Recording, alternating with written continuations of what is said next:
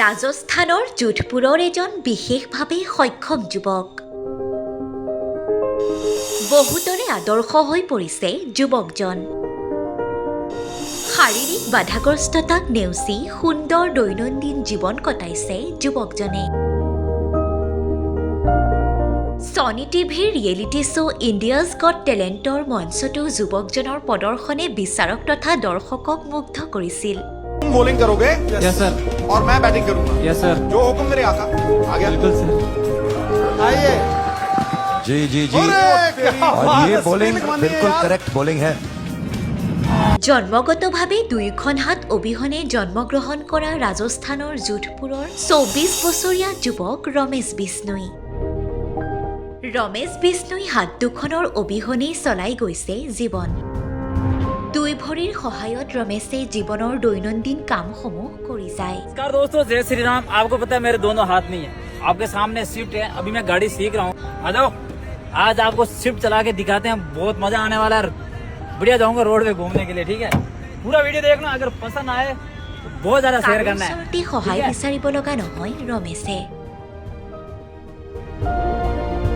Reality show' India's got টেলেণ্টৰ মঞ্চতো ৰমেশে দেখুৱাইছিল কিদৰে তেওঁ ৰাতিপুৱা শুই উঠাৰ পৰা দিনটোৰ নিত্য নৈমিত্তিক কামসমূহ সুচাৰুৰূপে কৰি যায়। বিচনা পৰা, দাঁত ব্ৰাছ কৰা, গা ধোৱা, চাহ খোৱা আদি কামসমূহ ৰমেশে দুই ভৰিৰ সহায়তে আত্মবিশ্বাসেৰে কৰি দেখুৱায়।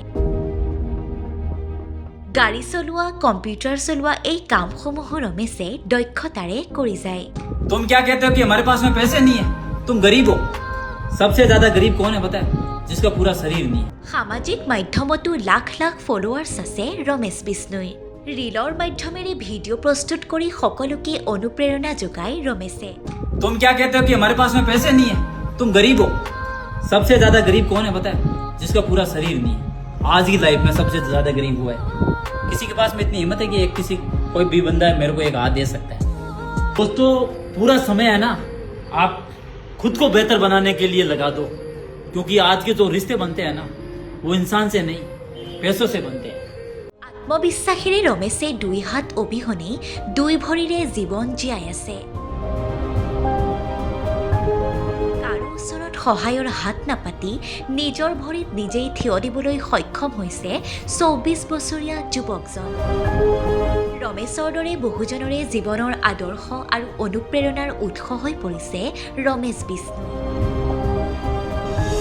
জীৱন যাত্ৰা সুগম কৰি তোলা দিব্যাংগ দিৱসৰ শ্ৰেষ্ঠ অনুপ্ৰেৰণাৰ প্ৰতীক ৰমেশ বিষ্ণু। ৰমেশৰ কথাৰে জীৱন এটাই, আত্মহত্যা নকৰিব, যুঁজিবলৈ শিকক, ভয় নকৰিব।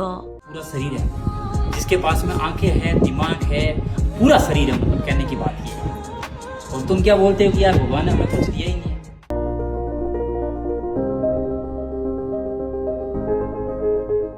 নিউজ ডেস্ক ৰিপৰ্ট, আমাৰ অসম।